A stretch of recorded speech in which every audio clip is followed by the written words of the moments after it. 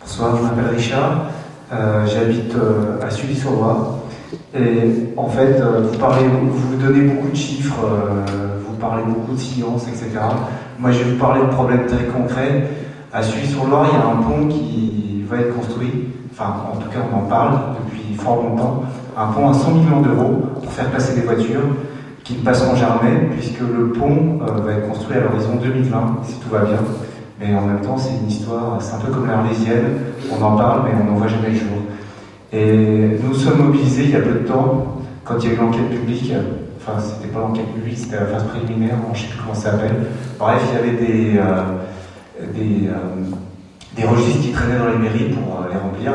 Et donc, on s'est mobilisés pour aller les remplir et dire non à ce pont, parce que dans le même temps, ce qui se passe depuis l'année dernière à Sully-sur-Loire, où on a une belle usine qui s'appelle Chrono France et qui produit des panneaux en bois, et ben on a fermé la ligne de chemin de fer qui amenait la Conne vers cette usine. Et en même temps, on nous dit que grâce à ce pont, eh bien, il n'y aura plus de camions à Sully-sur-Loire pour amener le bois à cette fameuse usine. Et ben je dis, faut arrêter d'être con et faut en revenir au gros bon sens, parce que on a le train, on a le fret et on peut très bien amener le bois sur cette ligne de chemin de fer, amener l'alcool sur cette ligne de chemin de fer et on n'aura pas besoin du pont à 100 millions d'euros. Ça, c'était la première réflexion. La deuxième réflexion, c'est que je travaille également à Gien et je fais partie de ces personnes là, qui font 30 bornes par jour, enfin 60 bornes aller-retour pour aller bosser. Enfin, bon, c'est pour des raisons complètement personnelles, mais en même temps, je passe devant la centrale nucléaire tous les jours, et le Génois et l'Est du Loiret, c'est un des territoires où, curieusement, il y a plus de chômage, quoi. Et en même temps, il y a deux centrales nucléaires. C'est quand même assez curieux qu'on ait beaucoup de chômage, et qu'on ait des centrales nucléaires, et qu'on nous vend la centrale nucléaire comme étant un facteur d'épanouissement et un facteur de développement économique. Et ben, en l'occurrence, dans l'Est du Loiret, c'est pas vrai. Et petite anecdote au passage, ça fait seulement 3 ans qu'on a créé une filière nucléaire dans le lycée Audoux, qui est le lycée professionnel de Gien, pour justement former des gens qui vont après bosser dans le nucléaire. Alors ce qui est plutôt bien, mais en même temps ce qui est pas bien, c'est que moi je fais 60 bornes par jour pour aller bosser à Gien, mais qu'il y a des gens qui bossent en sous-traitance dans le nucléaire, qui viennent de beaucoup plus loin que moi, et qui génèrent beaucoup plus de frais de déplacement. Et en fait ça, et j'en reviens à un problème encore très concret et des problèmes de territoire, c'est que dernièrement, il y a une amie à moi dont comment je vais dire ça? En fait, cette amie bosse près de Gien, et sa patronne, qui a fleuri les aubrais, lui a dit, bah écoute, la succursale va fermer et je vais te payer une voiture de fonction pour que tous les jours tu puisses aller bosser à Orléans. Et ben je dis, on marche sur la tête, quoi. C'est ce genre de conneries, faut clairement arrêter, quoi. Bref, tout ça pour dire que dans les énergies alternatives, vous avez sorti beaucoup de chiffres, vous avez sorti beaucoup de science, etc. Et ben, j'en viens à mon gros bon sens. Alors, je vise personne en particulier, hein. Je dis simplement, c'était d'une manière générale. Si on est un petit peu à l'extérieur de la salle, c'est vraiment ce qu'on entend. Il y a 2 exemples en Europe où finalement, on a fait des choses intelligentes. Alors, il y en a sûrement d'autres. En tout cas, c'est 2 exemples que je connais. Il y a une ville qui s'appelle Beckrich, qui est au Luxembourg, qui a créé un réseau de chaleur qui alimente la quasi-totalité de ses foyers par le biais de ce réseau de chaleur. Et la chaleur vient d'où?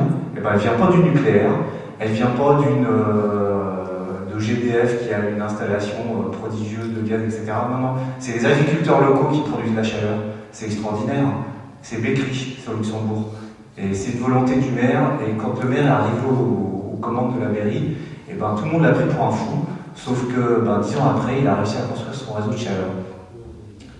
Après, on parle de redynamisation des bassins économiques, catastrophe pour l'emploi, etc.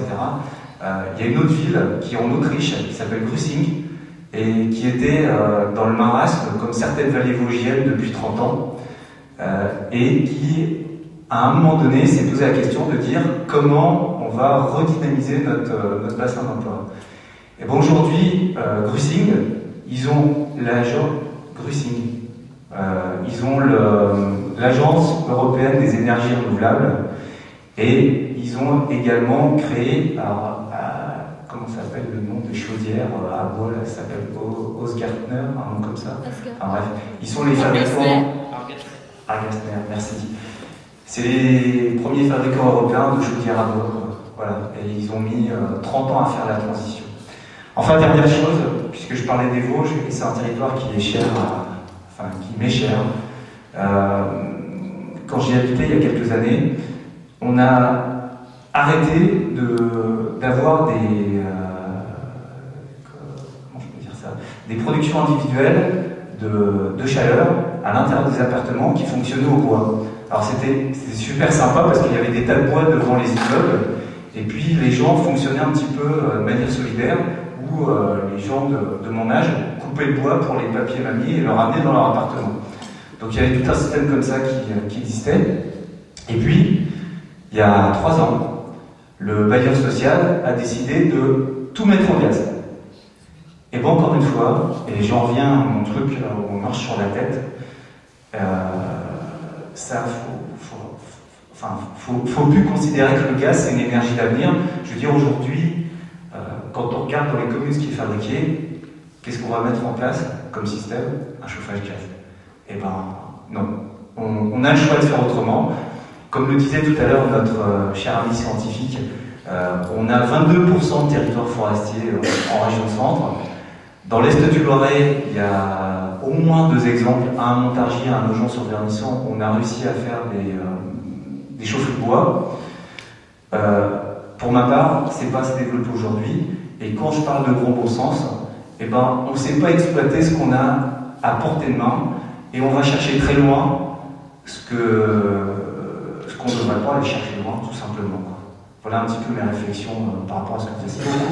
Arrêtez d'être con, c'est tout un programme ça. Il y a du boulot derrière, il y a du boulot. Et sur le arrêter d'être con, je vais prendre l'exemple du pont. On a il y a quelque temps, et je me tournerai volontiers vers Valérie Corre, on a il y a quelque temps vu la une du journal du département qui s'appelait Loiret Mag, je crois à l'époque, ou Reflet de Loiret, je ne sais plus. Où le Conseil général se vantait d'avoir le plus beau maillage de projets, de ponts, d'infrastructures routières pour jeter encore plus de camions sur les routes. C'est une collectivité locale tout à fait autonome et indépendante. Et est-ce qu'on n'est pas un peu laxiste sur ces questions-là? Est-ce que la loi n'est pas coulante et laisse pas faire à peu près tout et n'importe quoi, notamment collectivités locales qui sont finalement contraintes à pas grand-chose en cette matière? Le principe de notre pays, c'est la libre administration des collectivités locales. Donc oui, les collectivités locales, et en l'occurrence le Conseil général, établit ses règles par rapport à ça, et il n'y a pas de loi contraignante, mais il s'agit pour les collectivités locales de prendre en compte l'évolution de la vie et les évolutions nécessaires. Et vous parliez du pont de Sully, on peut parler du pont de Marlier, de l'endroit où il pourrait se faire, et de tous les dédoublements des routes en vue. On est en l'occurrence dans un département qui est plutôt toujours dans une logique d'infrastructure routière en regardant ce qui se passe aujourd'hui et pas ce qui va se passer dans 20 ans. C'est peut-être là-dessus que nous, en tant que législateurs, et les gouvernements précédents ont une responsabilité, effectivement, de ne pas avoir anticipé les évolutions nécessaires de nos vies, parce que tu disais tout à l'heure que les choses ont surgi soudainement. Il y a quand même eu un certain nombre d'alertes de certains qu'on avait illuminés à l'époque, qui alertaient justement sur les évolutions nécessaires, sur le fait que les sources d'énergie allaient se raréfier, que le climat donnait des signes d'évolution, et je crois qu'il y a eu une certaine forme d'autisme de la part des gouvernants, y compris à l'époque où la gauche était au pouvoir. je suis très sereine là-dessus pour reconnaître un certain nombre d'erreurs ou de mauvaises analyses. Et on n'a pas anticipé les évolutions nécessaires. Et on se retrouve aujourd'hui avec en fait uniquement ce que vous disiez, c'est-à-dire des petites expériences de ci, de là, parce qu'un maire a une bonne volonté, parce qu'une collectivité a un beau projet, voilà. Et aujourd'hui, on est à un palier, c'est-à-dire qu'il faut que collectivement, au niveau de l'État et de toutes les collectivités, on arrive à avoir une vision à l'échelle nationale et donc avec après un développement local sur cette nécessaire transition énergétique. Parce que on ne peut pas se contenter de quelques-uns qui utilisent le four à bois et d'autres qui récupèrent l'eau de la on en est quand même un peu au sentiment d'expérimentation successive sans politique globale. Et moi, je pense que là, tel qu'on a posé les bases du débat, même si on sait bien qu'entre l'accord, on en parlait préliminaire, entre l'accord, on va dire entre nos deux parties et puis l'engagement de Hollande, il y a déjà des choses qui ne sont pas les mêmes, mais je pense qu'on a posé dans les bases de notre accord de gouvernement les bases justement d'une réelle évolution législative sur ces pratiques-là et donc d'utilisation de nos concitoyens. Et moi, enfin, je crois que vraiment par rapport à ce qu'on disait tout à l'heure, c'est vrai que l'évolution des énergies renouvelables, ça va être long et que la production, remplacer la production actuelle par les nouvelles énergies, ça sera long. Et donc il est d'autant plus urgent, à mon sens, de commencer par changer nos habitudes. Et donc effectivement, de moins consommer, d'éduquer. Moi je vais vous parler des heures, de ce qu'il faut faire dans la loi de la présentation sur les programmes là-dessus. Et il faut, y compris prendre des bonnes habitudes à la maison, etc. On a une responsabilité là dans les prochaines lois, et c'est pour ça que la loi de programmation qui va découler de la conférence nationale est extrêmement importante. Et même si je ne suis pas directement libre, j'y serai assez vigilante sur poser la base qui permettra de passer de toutes ces expérimentations à une vision globale. Et vraiment, pour finir sur les ponts, moi y compris pendant la campagne, parce que sur ma circonscription, il y a un pont en prévision à hauteur de Mardier. Je pense vraiment qu'il faut qu'on arrête avec le développement de ces infrastructures qui ne correspondent plus, à mon avis, à ce que sera le pays dans 20 ans. Il faut qu'on arrête. Et je ne vais pas parler de la région, il y a des personnes qui sont plus à même de parler, mais un des projets de la région, qui n'est pas pris du côté énergie, mais qui est pris du côté aménagement du territoire et du forêt, c'est toutes les réouvertures des voies SNCF qui sont en travaux pour certains, en prévision pour d'autres, et qui sont en réalité aussi effectivement un enjeu de la consommation énergétique. Et donc il y a vraiment aussi de ce point de vue-là beaucoup de choses à faire. Merci beaucoup. Alors on va revenir à la salle et puis on va manquer une précision, alors plutôt bref pour que vraiment les gens aient le temps de poser leurs questions. On a parlé du bâtiment beaucoup tout à l'heure. Beaucoup d'efforts sont faits pour l'isolation des bâtiments, mais on n'est pas encore arrivé au niveau de certains pays voisins de la France, comme l'Allemagne, qui font des bâtiments à énergie positive.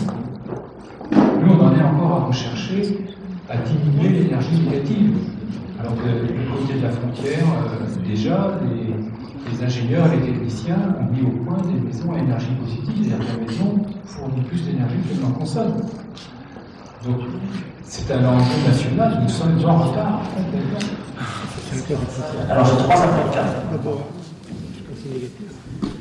Oui, bonsoir. Je vais évoquer un aspect aussi concernant l'agroalimentaire, qu'on n'a pas évoqué jusqu'à maintenant. Et je pense que là, sans attendre et sans prévoir attendre l'avenir longtemps, il y a des économies d'énergie qu'on pourrait faire très très rapidement, simplement par l'application de certaines lois au niveau du Parlement, à la fois français et européen, concernant la réglementation des circuits des produits. Les lasagnes, mes chers amis, vous savez d'où ça vient? Vous vous rendez compte, l'avion qui a traversé l'Europe plusieurs fois, qui a nécessité beaucoup d'énergie, les transports, les stockages, les entrepôts de stockage réfrigérés et tout le reste, et les emballages qui sont périmés après que l'on jette. Alors là, ça pose une question. Alors, ça a déjà été évoqué au niveau du Parlement, je crois, par notamment André Chassaigne, pour réglementer tout ça rapidement. Je ne me rappelle pas du titre de la loi qu'il avait proposé, mais ça a été rejeté. C'était un amendement qu'il avait fait là, sur ces questions-là. Parce qu'en même temps, ça pose la question aussi du problème des circuits courts. La France est le premier pays agricole européen et mondial par rapport à sa population. On trouve tous les produits. 80% des paysans ont disparu. On a le savoir-faire dans tous les domaines. Donc pourquoi pas fabriquer des plats cuisinés à partir de ce qu'on produit en France, avec les éleveurs, les producteurs, etc., qui ont tout ce qu'il faut. Là, on aurait des circuits courts, y compris même pour aller s'alimenter directement, enfin, s'approvisionner auprès, comme ça se fait déjà maintenant, pas mal, au niveau des fruits et légumes, même de la viande, etc., dans certaines régions. Il y a des gens qui travaillent énormément, qui font des efforts. Et bien là, on pourrait promouvoir justement toutes ces orientations-là et les aider. Mais là, ça pourrait se faire très très vite, très très rapidement. L'Europe ouvre ses frontières avec les pays de l'Amérique du Sud, là notamment pour l'importation de viande. Je ne me rappelle plus de l'organisme, comment ça s'appelle, qui a remis plusieurs pays d'Amérique latine, le Paraguay, l'Uruguay, l'Argentine, etc., pour envoyer de la viande de bœuf. On a tout ce qu'il faut en France et on stocke. Je veux dire, on a limité la changère parce que, soi-disant, on produisait trop. Maintenant, on achète du blé qui vient d'un peu partout. Les poulets arrivent du Brésil, etc. Économie d'énergie, et ça vient par avion, en plus. Donc, vous voyez, là, il suffirait quand même de taper sur la table. Et rapidement, on pourrait faire des économies. Alors, je ne sais pas ce que ça peut représenter, mais il y a du grain à moudre de ce côté-là. Je pense qu'il faut qu'on réfléchisse sur toutes ces questions. Merci beaucoup. On va continuer à prendre des intervenants dans la salle. Alors, puisqu'on parle de traçabilité, n'hésitez pas, je vous le redis, à dire si vous parlez au nom d'une association, d'un parti ou d'un mouvement quelconque. Bonjour, Moïsette Grenier, moi je suis conseillère régionale et Europe Écologie Les Verts. Alors, je voudrais réagir un petit peu à l'intervention de M. Bourreven ou Bourvent. Vous avez bien expliqué que le solaire, ça s'abîmait, mais vous avez oublié de dire aussi que les centrales nucléaires avaient 35 ans, et ça aussi, c'est pas éternel. Il l'a dit. Oui, mais c'est pas éternel. Ce que je veux dire, c'est que vous avez dit en 10 ans que c'était une richesse. On peut le voir comme ça, mais il va falloir les renouveler. Or, je pense que de toute façon, l'avenir du nucléaire, c'est pas de renouveler les centrales. Donc ça c'est... mais ça m'a un petit peu gênée parce qu'on avait l'impression que, attention, le solaire, ça s'usait, il allait falloir, et que c'était un problème, alors que les centrales ont 35 ans, ça ne semblait pas poser de problème. Bon, je voulais quand même redire ça. Moi, je voulais aussi dire que je rejoins Laurent Coutel quand il dit que l'État devrait garder la maîtrise de l'énergie. Ça, c'est vraiment quelque chose, à mon avis, de fondamental, comme sur d'autres grands sujets, comme l'air, l'eau, etc. Ceci dit, par rapport au débat, moi je vois deux choses qui me semblent vraiment très importantes par rapport à la transition et l'avenir. C'est d'abord, alors ça a été dit aussi, notamment par Valérie Corre, peut-être et d'autres aussi, l'aspect financier. Parce qu'effectivement, on sait très bien que le neuf, ça ne représente qu'1%, enfin, en termes de construction. Donc on sait très bien qu'il va falloir travailler à isoler l'ancien. Or ça, on sait qu'il faut des fonds considérables. Et on sait que c'est rentable puisqu'à terme, on peut se rembourser sur les économies d'énergie. Donc sur ce point-là, comment est-ce qu'on peut avancer en créant, comment dirais-je, en ayant un effet de levier vraiment très fort. J'ai compris qu'il y avait un groupe de travail, mais bon, jusqu'où on va, comment est-ce qu'on va inciter, sinon obliger les propriétaires à isoler les logements. Ça, c'était un point. Un autre point qui me paraît important dans la transition et dans la révolution énergétique qui se dessine, c'est que moi je vois qu'il y a plein de petites initiatives un peu partout sur les territoires. Alors ça a été évoqué aussi, il va falloir qu'on change complètement de réseau, et ça me paraît vraiment complètement important. Et je terminerai en disant que l'électricité, il il en faut, mais c'est aussi une énergie qui se stocke et qui se transporte très mal. Voilà. Donc, il va falloir trouver, avoir des réflexions pour passer effectivement d'un système de grosse production avec plein de réseaux à au contraire beaucoup d'unités décentralisées. Merci, on va juste continuer pour, à moins que quelqu'un veuille intervenir, mais vraiment de manière brève, de façon à ce qu'on puisse continuer le tour de table, s'il vous plaît. Le tour de salle, pardon. Je voulais vous répondre simplement en disant que le problème des particuliers avec le matériel photovoltaïque, c'est l'incertitude qui peut encore planer sur la pérennité de ce matériel. Voilà. Je n'ai pas du tout voulu. Ma remarque c'était plus sur le nucléaire. Alors, sur le nucléaire, ce que je voulais dire, c'est en tant que ressource fiscale. En tant que ressource fiscale. Pourquoi c'est c'est une entreprise qui fournit l'énergie nucléaire. Oui. Merci pour cette précision. Alors, on va reprendre le tour de salle. Pareil, je vous demande de vous présenter.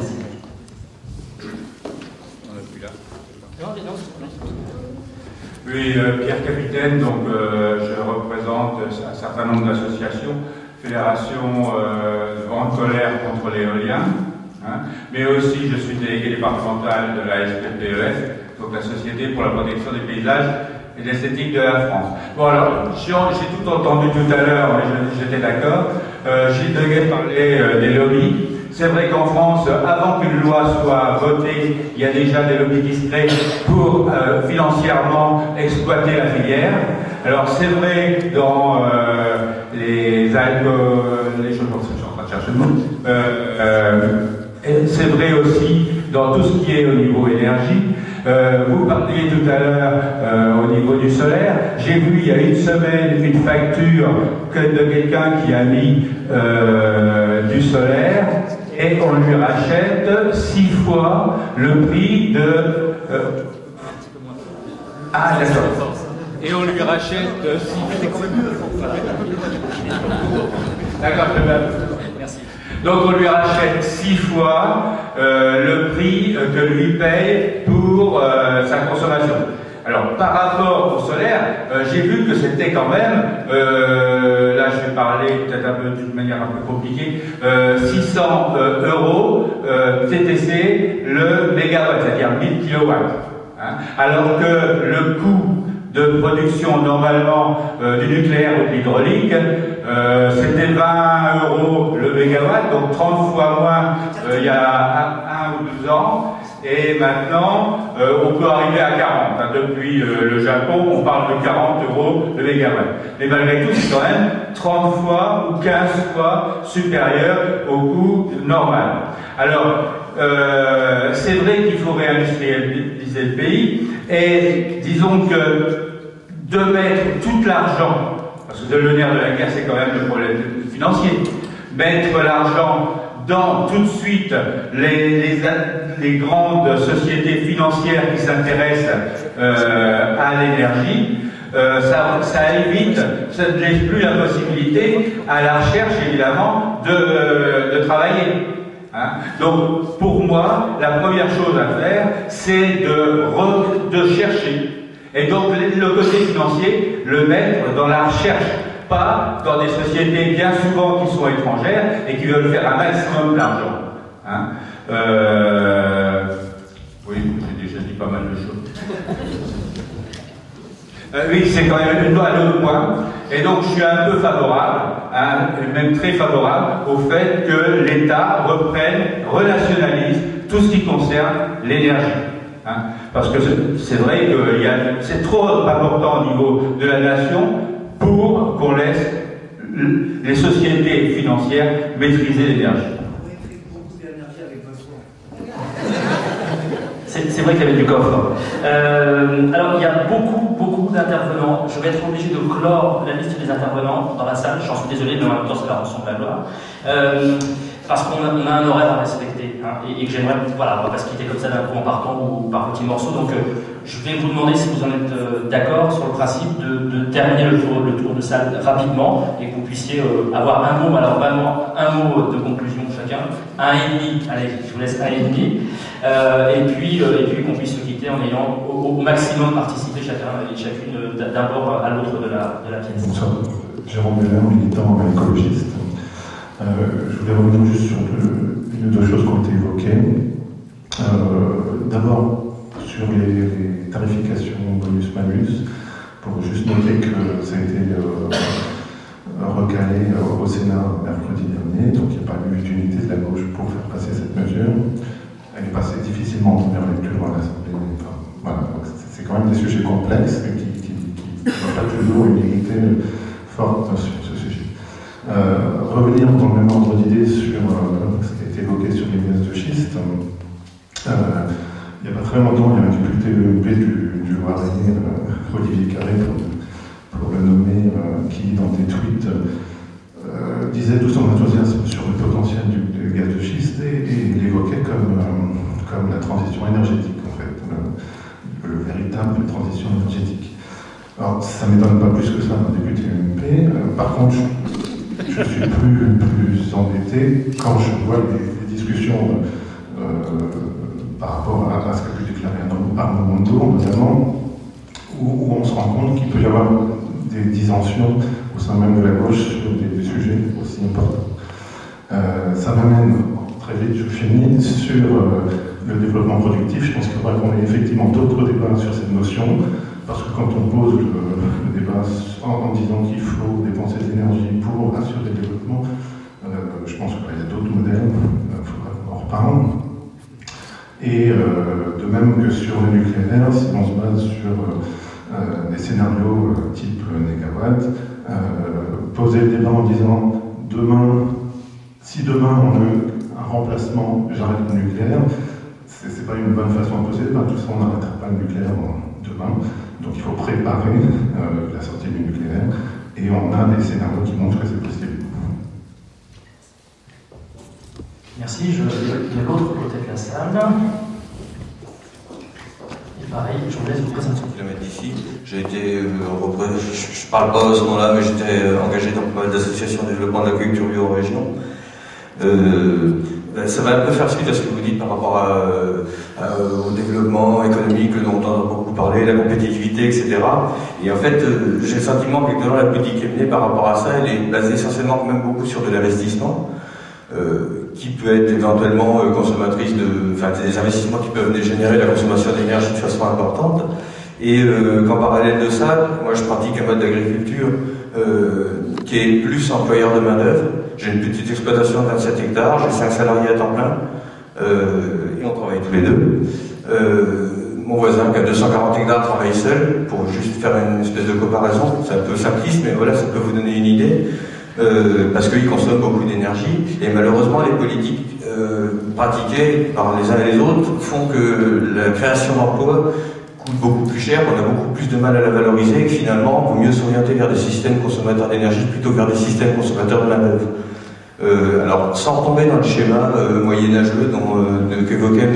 Boutel, je pense qu'on pourra trouver un compromis où en effet on valorise cette main-d'œuvre. Une énergie dont on n'a pas parlé du tout ce soir, c'est l'énergie musculaire. Celle-là, elle est inépuisable et de plus en plus nombreuse et renouvelable à outrance. Et c'est vrai que je pense qu'il y aurait quelque chose à chercher de ce côté-là.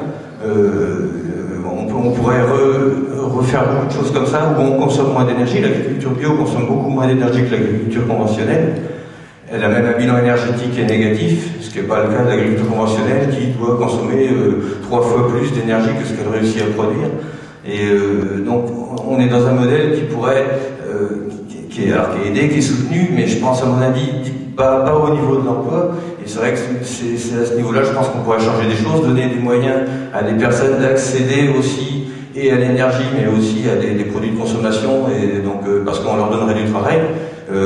La révolution industrielle, c'était bien, mais avec la révolution industrielle, on a inventé le chômage. Et je pense que, voilà, sans tomber dans d'autres extrêmes, il y aurait peut-être un compromis à chercher de ce côté-là.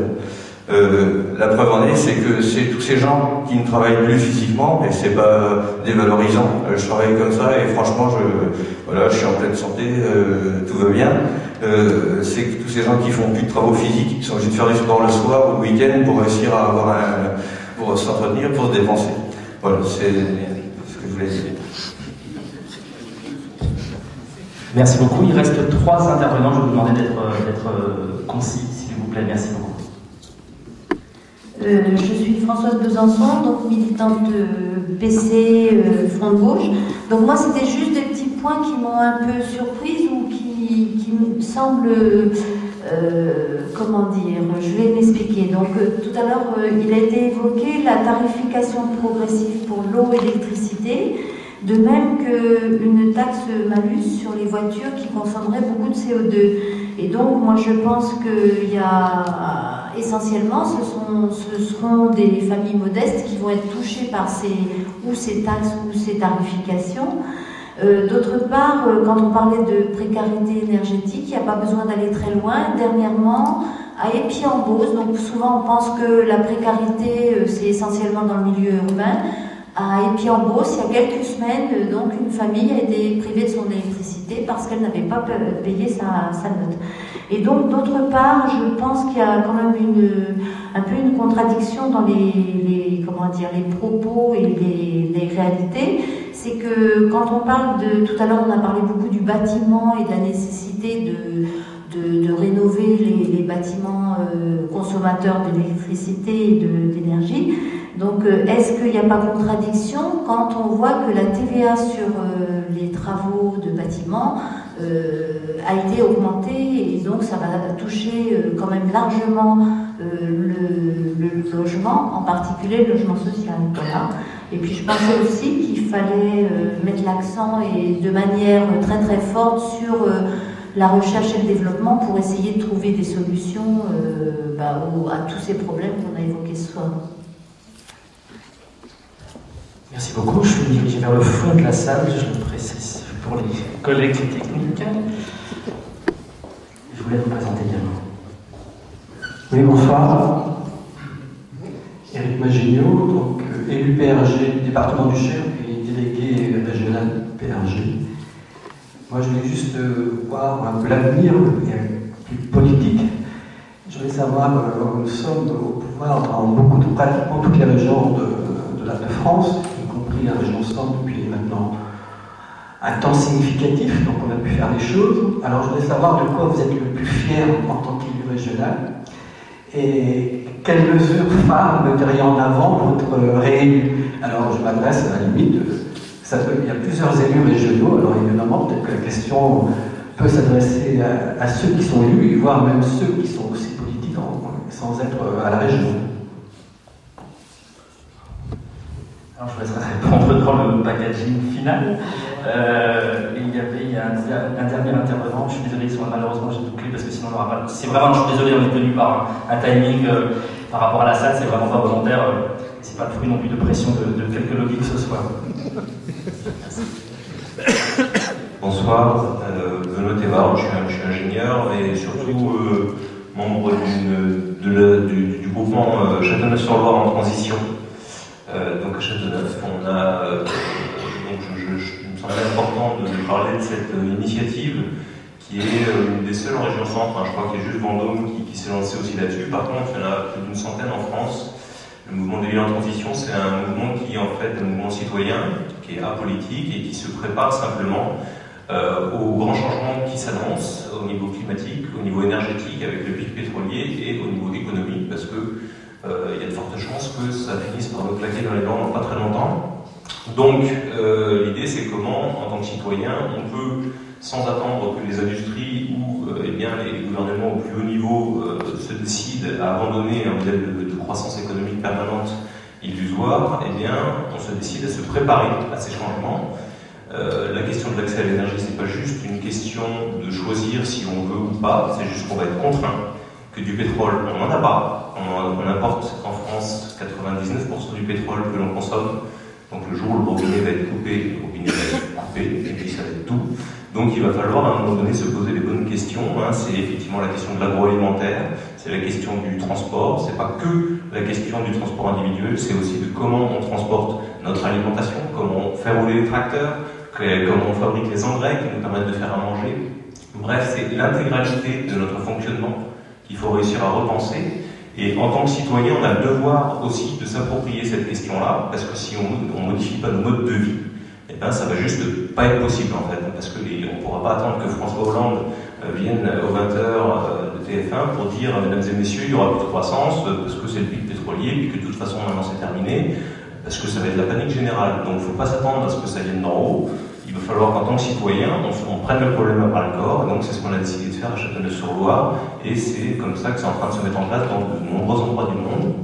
Donc voilà, je voulais un peu parler de cette initiative rapidement, et juste un tout petit point technique, hein, sur la question de l'hydrogène, je ne suis pas tout à fait d'accord avec vous, monsieur. Bon, effectivement, l'Islande est un des seuls pays du monde qui a la chance de disposer d'un petit peu d'hydrogène à l'état naturel exploitable. Par contre, 95% de l'hydrogène consommé dans le monde, hein, pour toutes les expérimentations, vient du gaz naturel. Hein. Donc on utilise une énergie fossile pour en extraire l'hydrogène et ensuite l'utiliser dans les voitures. Donc même si ça recrache de l'eau, il a fallu utiliser une énergie fossile en amont.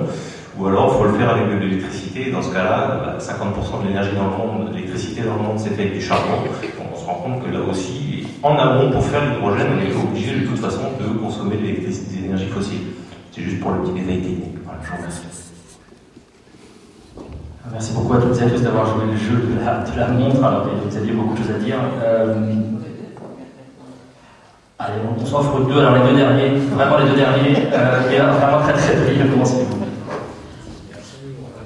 Patrice Chasseux, je voulais intervenir parce que je trouve que les intervenants, enfin certains intervenants ont trop mis l'accent sur la responsabilité individuelle. Il ne faut pas culpabiliser les citoyens, il faut les sensibiliser à ces questions traditionnelles écologiques globalement. Il faut que les économies d'énergie se fassent aussi, bien sûr, sur le bâtiment, mais surtout sur l'industrie. Là, on est une agriculture bio. La production d'engrais, de pesticides consomme énormément d'énergie pour des effets très négatifs. Par exemple, l'extinction, la mortalité des abeilles, qui est dramatique puisque c'est les pollinisateurs principaux en France et dans le monde en général. Et non seulement cela, donc on tue nos pollinisateurs, qui va avoir un impact sur la production agricole globale, mais on importe du coup du miel des pays étrangers, et ce qui est aussi extrêmement consommateur en énergie. Donc, il faut faire des efforts au niveau individuel, bien sûr, mais il faut absolument mettre l'effort sur l'industrie chimique. Tout à l'heure, notre écologiste parlait du radionucléide qui avait une durée de vie de 300 ans, 1000 ans, 10 000 ans, mais il y a des produits chimiques qui ont une durée de vie qui sont balancés dans les rivières et les océans et qui ne s'en échapperont jamais. Je suis content de votre écologiste. Oui, notre écologiste adoré, je crois, mais on l'a pas bien entendu. Alors, la vraie dernière intervenante, et après nous passons la parole pour le mot de la conclusion. La vraie dernière intervenante, alors voilà, moi je suis secrétaire de la fédération PRG du Loiret. Alors je voulais dire que les débats de ce soir m'ont paru extrêmement riches. Il y a eu beaucoup d'idées très pertinentes, d'observations. On est des personnes très différentes et nos sensibilités sont différentes par rapport à tous ces problèmes de société. Mais je rejoins plus particulièrement le monsieur agriculteur de Tigy. Il n'y a rien de déshonorant à travailler la terre, et je trouve qu'on verse une larme de crocodile sur le chômage et qu'on n'arrête pas d'en créer. Donc si on peut créer des emplois, tant mieux, continuons. Merci beaucoup. Alors, on va, si vous voulez bien, donc, vous laisser la parole pour le mot de la fin. On va commencer par vous, parce que vous avez été tout à l'heure, il y avait une intervention, une question ad hominem sur perspective, prospective et bilan régional. Donc, je vais vous laisser éventuellement commencer par ce point-là, et puis, je finis par ça. Si j'ai qu'une seule intervention, je finis par ça. D'accord. Alors, le micro marche pas, je pense.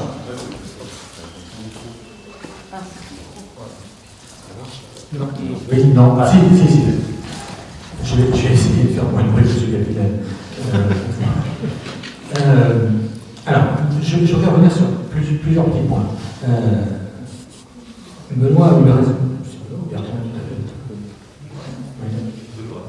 Benoît a eu raison de revenir sur les questions d'hydrogène et sur les questions que vous avez posées de transport d'énergie. Je voudrais qu'on n'ait pas une vision trop simpliste de la question. C'est vrai que l'énergie, ça se transporte mal, et qu'on transporte, alors on utilise le terme de vecteur d'énergie. Alors ça peut être l'électricité, ça peut être l'hydrogène, et puis les vecteurs de mégawatts savent que ça peut être éventuellement le méthane et le gaz, et ça se transporte plutôt bien, le gaz, dans les réseaux de gaz déjà existants. Mais je vais insister, comme tu l'as fait, sur le fait qu'il ne s'agit pas de source d'énergie, qu'il s'agit de moyens de transporter l'énergie. Pour reprendre les choses, on peut imaginer qu'on fait de l'hydrogène à partir de l'électricité. Voilà. Ça a un intérêt parce que ça permet par exemple d'aller sur un certain nombre d'éléments de voiture ou de certains éléments, mais ça n'est que du transport, et donc ça ne crée pas l'énergie. C'est l'énergie qui a été transformée en hydrogène qui permet après de retrouver l'énergie qu'on avait mis au début. C'est pareil pour l'électricité. L'électricité, vous fabriquez de l'électricité et tout, puis vous la retrouvez au bout. Et c'est pareil. Si on utilise le méthane, qui pour l'instant est le gaz naturel, et qui est un gaz fossile, mais nous en faisons du méthane dans les mécanisations à l'école, on en fait un certain nombre, et on peut réinjecter ce méthane dans les réseaux. C'est bien possible, hein. Le GDF l'a autorisé depuis peu de temps, et donc on peut l'utiliser. Mais vous voyez bien que l'énergie, elle vient d'ailleurs, elle est transformée en méthane, et ensuite elle s'en va après. Négawatt évoque la possibilité de faire réagir de l'hydrogène sur du dioxyde de carbone pour faire du méthane et de l'eau, et de renvoyer le méthane ensuite comme élément, etc. C'est aussi une des possibilités, c'est la méthanation, ça figure dans les deux. Donc, mais c'est des vecteurs, c'est pas des sources d'énergie. Les sources d'énergie, il n'y en a pas comme ça. Voilà. Alors ensuite, un deuxième point, je voudrais qu'on s'interroge sur le terme de droit à l'énergie. J'aime beaucoup l'histoire des droits fondamentaux, les droits à l'eau, je suis persuadé, je balade, etc. Je suis tout à fait persuadé que c'est important. Je pense qu'on a le droit à être chauffé. On a le droit à être au chaud, pas forcément être chauffé, on a le droit à être au chaud. Je crois qu'on a le droit de pouvoir se déplacer, pour un certain nombre d'activités.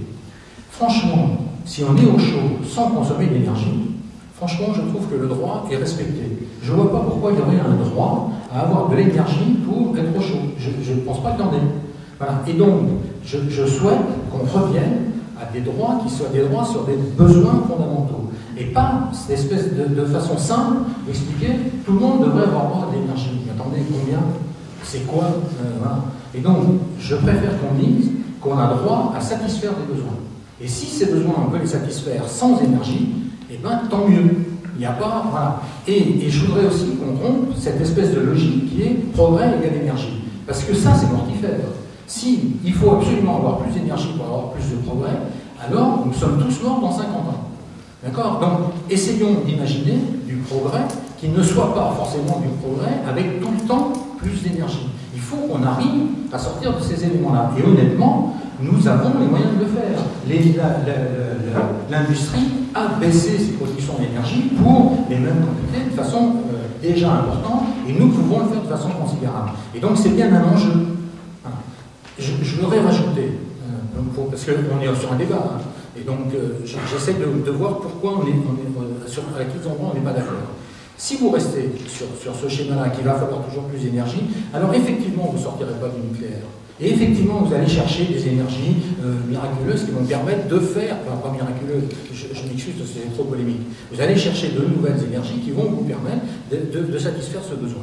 Mais il faut sortir de là. Alors, je ne dis pas qu'il n'y a pas un certain nombre de pays dans lesquels, forcément, il y aura des consommations d'énergie supplémentaires. Je voudrais vous rappeler que quand on a décidé qu'on allait diviser par 4 les gaz à effet de serre dans nos pays, c'était sur la base d'une analyse qui était que pour l'humanité entière, on divisait par 2 la production de gaz à effet de serre. Mais que nous, qui sommes plus producteurs, nous devions diviser par 4, justement pour permettre les endroits où on savait que de toute façon il y aurait une augmentation, d'augmenter, et que pour autant on ne multipliait. Et donc il y a bien une notion de solidarité dans ces éléments-là, mais justement parce qu'il va y avoir des besoins de développement d'énergie minimale dans un certain nombre de pays, il est encore plus important que nous baissions nos consommations et nos productions d'énergie. C'est absolument important.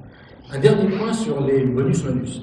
Je ne dis pas que c'est forcément un dispositif extraordinaire. Je veux juste faire remarquer qu'il y a un certain nombre de communes de gauche qui ont institué les tarifs progressifs pour l'eau. J'habite Saint-Pierre-des-Corps. Saint-Pierre-des-Corps vient de décider de le faire. Donc voilà, on est quand même sur une réflexion qui a du sens. Hein, le fait de dire qu'on ne consomme pas à tout va de la flotte et qu'à partir d'un certain moment c'est plus cher, c'est une vraie discussion. Je rappelle qu'il y a un certain nombre de communes dans lesquelles le tarif était dégressif, c'est-à-dire que plus on consommait, moins on payait à l'unité. Et ça reste encore vrai pour un certain nombre d'éléments, y compris pour l'énergie. C'est pas possible de continuer à avoir ce type de fonctionnement. Et donc après, il faut regarder ça. Dernière chose sur la précarité énergétique. C'est un vrai problème, c'est un vrai phénomène. Maintenant, la question c'est comment est-ce qu'on répond ? Et moi, je dis que la réponse, en particulier sur les questions de l'habitat, c'est clairement un programme de rénovation qui fait qu'on aura besoin de moins consommer d'énergie. Et c'est ça fondamentalement la question. Et donc, il faut développer ce programme-là. Alors, je vais reprendre ma casquette de la région, je ne sais pas si c'est ça que je suis le plus fier, mais la région vient de financer 1700 logements sociaux en rénovation BBC. BBC Rénovation, c'est déjà assez musclé. Pour les gens qui connaissent, c'est pas si facile que ça. Nous finançons un programme de 1700 logements sociaux. Et au bout du compte, avec les financements que nous apportons, la somme loyer plus charge sera inférieure dès le premier mois à ce que c'était auparavant. Voilà. C'est ça les réponses qui sont réellement efficaces et qui sont à l'avenir à la question de la précarité énergétique. Un mot, parce que vous êtes... je finis en 4 points, c'est pas. J'en ai déjà fait 2, donc vous êtes presque rendu au bout. Un mot, j'ai beaucoup apprécié les exemples que vous avez donnés, qui sont des exemples de relocalisation, et on a vu qu'on avait les mêmes choses. C'est extrêmement important de reprendre pied sur le développement localisé. Alors, je ne reviens pas sur l'histoire des routes, juste pour signaler que dans l'accord que nous avons passé avec le PS au moment des régionales, il était explicitement dit que nous ne financerions plus au niveau du conseil régional, donc plus du tout. Alors, on a des contrats qui sont en cours de route, mais nous n'en finançons plus du tout, parce que il faut absolument changer les formes d'orientation, et de fait, vous regarderez, le conseil régional, grosso modo, ne finance plus du tout de route. Parce que les gens qui financent, qui se lancent dans des grands projets, ils oublient souvent de dire qu'ils se lancent dans des grands projets, mais ils vont chercher du fric ailleurs. D'accord ? Ils vont chercher du fric au-dessus, en dessous, partout, dans tous les sens. Et si les autres ne veulent pas le financer, vous verrez qu'il n'y en aura plus. En fait, ils vont chercher du fric dans les entreprises qui sont au CAC 40, parce que c'est des partenariats public-privé, en l'occurrence, là, c'est avec Vinci et Gaudin-Château. Enfin, ça, c'est quand même vous qui le paierez à la fin. Oui, et donc, toute cette question de la relocalisation me paraît un point très important. J'ai dit que je finissais. Alors, qu'est-ce que je donnerais comme argument pour me faire réélire ? Aucun, parce que je suis un écologiste extrêmement convaincu, je ne cumule aucun mandat et je ne me représenterai pas. Donc, je ne donnerai pas d'argument pour me faire réélire. Deuxièmement, de quoi est-ce que je suis le plus fier ? Je vais vous dire, je pense que ce dont je suis le plus fier, c'est d'animer des réseaux de gens qui sont en train de faire bouger la société. Et je vous en donne plusieurs. J'anime des réseaux de techniciens rivières qui sont en train d'essayer de récupérer les rivières qui ont été démolies par 50 ans d'exploitation forcenée. Je suis extrêmement fier d'animer ce réseau. Alors, à ma mesure, je suis extrêmement fier de participer à l'animation du réseau des espaces info-énergie, qui amène un vrai service public d'information sur ces questions-là. Je suis très fier de travailler avec des gens qui font des constructions, des gens qui construisent des maisons BEPOS, des bâtiments positifs, j'en inaugure quelques-uns de temps en temps, que nous avons contribué à financer. Donc, on sait faire ça aussi. Je veux dire, une maison passive, c'est pas monstrueux à faire, on sait faire, et on est en train de développer des vrais exemples dans ce domaine-là. Voilà. Nous animons, et c'est peut-être une fonction principale de la région, nous animons la vie d'un certain nombre de gens qui dessinent véritablement la société de l'avenir. Et je terminerai en disant, oui, cette société de l'avenir est une société qui est en rupture avec le capitalisme. Mettons-nous en route.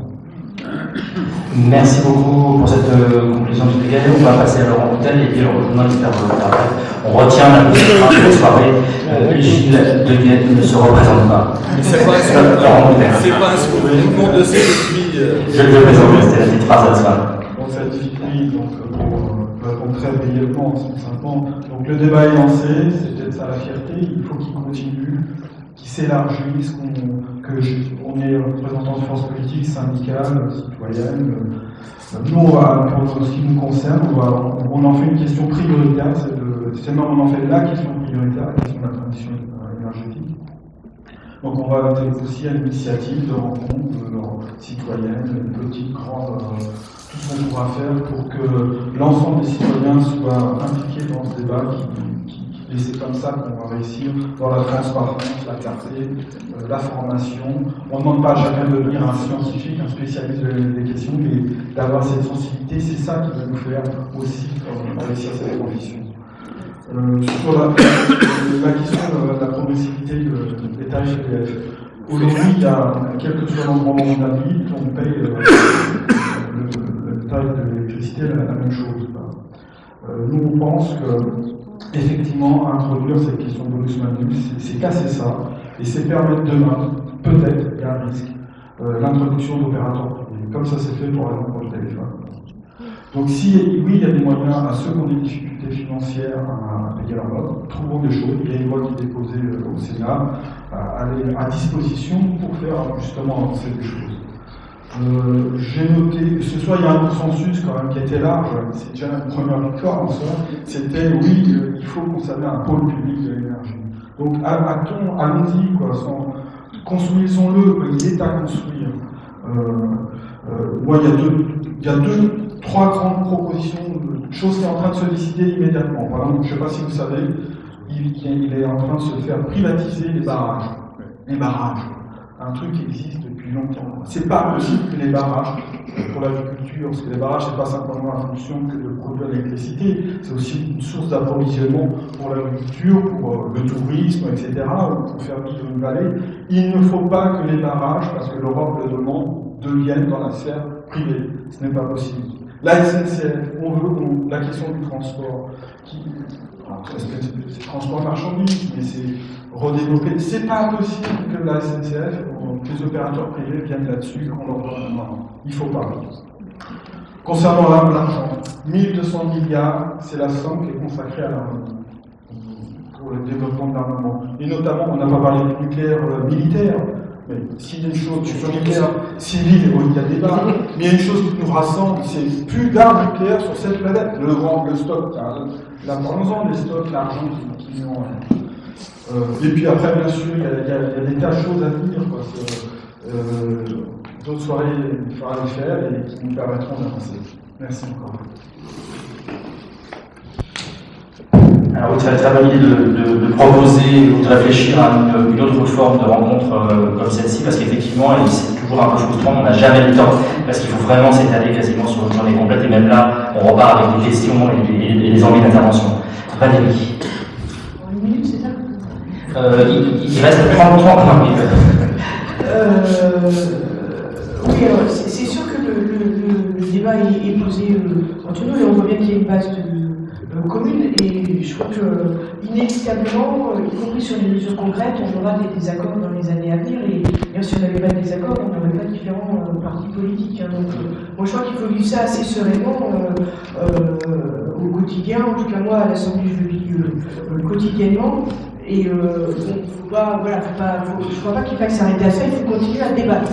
Il ne faut pas que le fait qu'on ne vote pas toujours les mêmes choses sur les lois nous empêche à débattre sur le terrain. Alors, juste sur les quelques thèmes qui me paraissent importants, parce que les thèmes qui me paraissent importants, je ne peux pas répondre à tous. Juste un mot sur fiscalité, TVA, bonus-malus, comme ça, tout ça, parce que quand même c'est difficile de ne pas réagir. C'est vrai qu'aujourd'hui, la fiscalité, et surtout la façon dont moi je l'ai abordée, on parle de l'investissement, etc., et qu'il y a un vrai souci du coût du du travail dans notre pays, mais qui en réalité dépasse l'enjeu énergétique, on va dire. C'est une réflexion sur laquelle il faut qu'on avance, et on voit bien que ça bloque beaucoup de choses. Sur la TVA, à moins que j'ai coupé un épisode, l'arbitrage n'est pas rendu, c'est un des travaux à faire d'ici la fin de l'année 2013 au Parlement, puisque ça sera pour la loi de finances 2014. Donc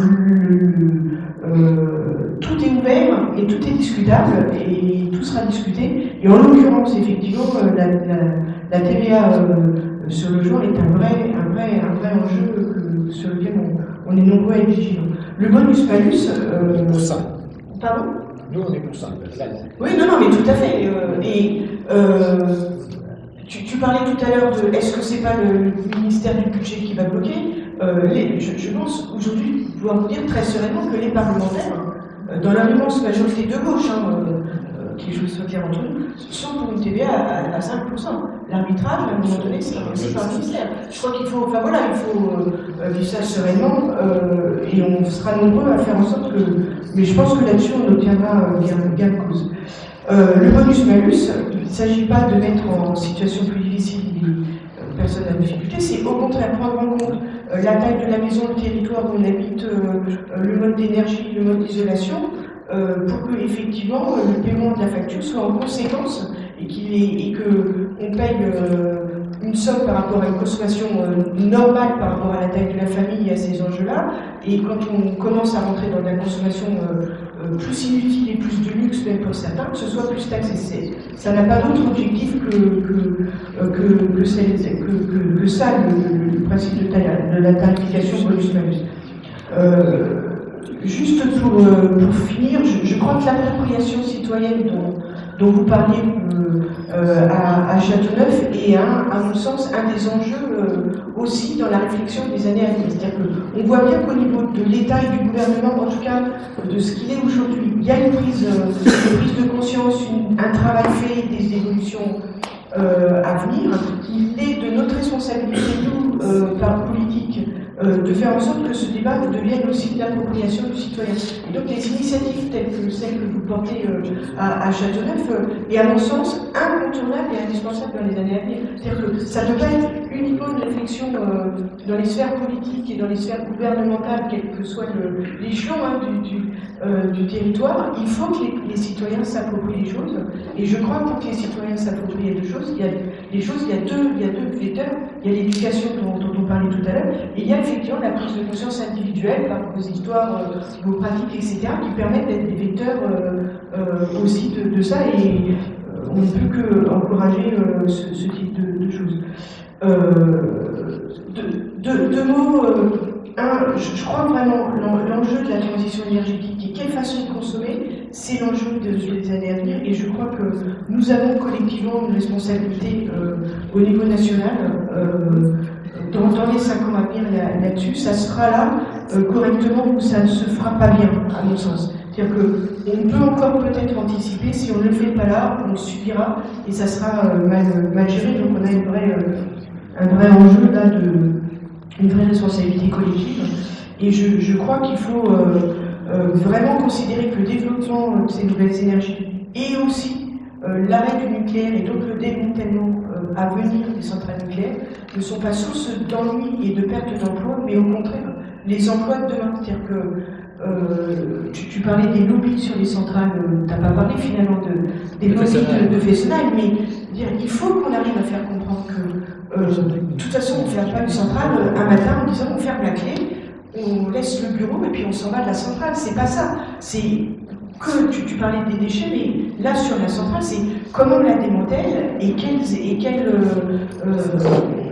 mode de démantèlement, quel nouveau métier, etc. Et il y a un enjeu là, pour nous, la France peut et doit devenir un pays en première ligne sur le démantèlement et sur les métiers que ça génère. Donc, il faut qu'on voit cet enjeu-là comme une vraie chance pour notre pays. C'est-à-dire qu'il ne faut pas qu'on le subisse, il faut qu'on s'approprie les choses et que ce soit le vecteur du nouveau développement de notre pays. Moi, j'y crois vraiment. Merci beaucoup Valérie. Avant de laisser la parole à Thierry Mouron qui va vraiment donner le mot de la fin de manière très très concise, de façon à ce qu'on termine tous ensemble, je vais laisser la parole à Jean-Benoît. En un mot, on a même pas à ce que les gens puissent après avoir 2 minutes et qu'ils puissent éventuellement s'approcher de vous, vous toucher, peut-être même vous embrasser. J'aime qu'il y ait un moment d'égalité à la fin. Jean-Marc.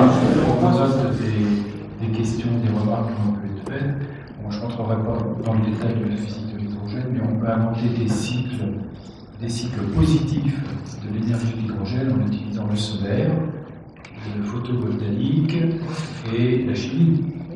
Je rappelle quand même que les sondes interplanétaires fonctionnent à l'énergie positive par la pile à combustible, dont le principe est d'utiliser l'énergie solaire pour fabriquer l'hydrogène, et ensuite de l'électricité. Donc il existe des solutions. Voilà. Les solutions, c'est dans l'éducation, dans la recherche, dans le respect aussi des citoyens, dans savoir leur demander leur avis au plan local, savoir proposer des projets, ne négliger aucune forme d'énergie. J'ai beaucoup apprécié l'intervention sur le bois, car moi-même je suis à la recherche d'une solution pour chauffer une maison par un poêle à granulés, et même par une chaufferie à granulés, parce que c'est plus qu'un poêle. C'est pas simple, hein. Je peux vous dire que l'étude énergétique est difficile. Il faut mettre un filtre. Il faut mettre un filtre. Il faut mettre un filtre. Parce que le bois, ça produit des particules et que c'est aussi un des éléments. Oui, c'est ça. Il y a des problèmes d'entretien. Bon, enfin, c'est un mode de vie. Donc, on revient toujours à ça. Voilà. Question de culture, de mode de vie, de philosophie, d'éducation et de recherche. C'est ce que je retiens. Et je retiens surtout que la dispute politique n'est absolument pas propice à une clarté sur le problème de l'énergie. Il faut collaborer, il faut échanger, il faut partager des points de vue. L'énergie, c'est vraiment pas un problème simple, c'est quelque chose de très, très difficile à appréhender sur tous ces aspects, physique, chimique, social, politique, financier. Le transport, on a beaucoup de problèmes avec le transport mondial, tout simplement parce qu'il est géré par des trading. Le bœuf que vous avez dans la ZAM a été un trader roumain. Voilà. Le mal est là, c'est pas grave. Merci beaucoup. Partage, respect, géothermie, PRG. Je laisse la parole à Thierry Monet pour le vrai mot de la parole. Pour le mieux clôturer, que ce soit donc je voulais vous remercier, vous naturellement, plus particulièrement Gilles, Laurent, Valérie et Jean-Marie. Je vais en profiter également pour vous remercier, vous, de vous êtes déplacés. C'était la première qu'on faisait, mais je crois que ce ne sera pas la dernière. Et la fédération du PRG Loiret, je crois, sera bientôt, vous proposerez bientôt d'autres rencontres, débats. On les commencera peut-être un peu plus tôt, parce que je m'aperçois qu'il y a beaucoup à dire. Et quand on se rencontre les 4 partis de gauche, nous avons beaucoup de choses en commun, heureusement, et nous avons également des choses à dire qui nous appartiennent. Je vais en profiter pour remercier quand même 2 personnes qui sont là, parce que c'est eux qui ont fait les affiches. Donc c'est Jérôme et Pascal qui font les affiches. Je remercie notre caméraman et notre preneuse de son qui est quelque part, et vous dire donc que les photos de la soirée, le film de la soirée, avec tout ce qu'il y a pour la soirée, sera disponible dans, j'espère, pas très longtemps, sur le blog du PRG 45, donc vous tapez dans votre moteur de recherche préféré, PRG 45, et vous pourrez continuer à suivre ce que vous avez vécu aujourd'hui. Je vous remercie.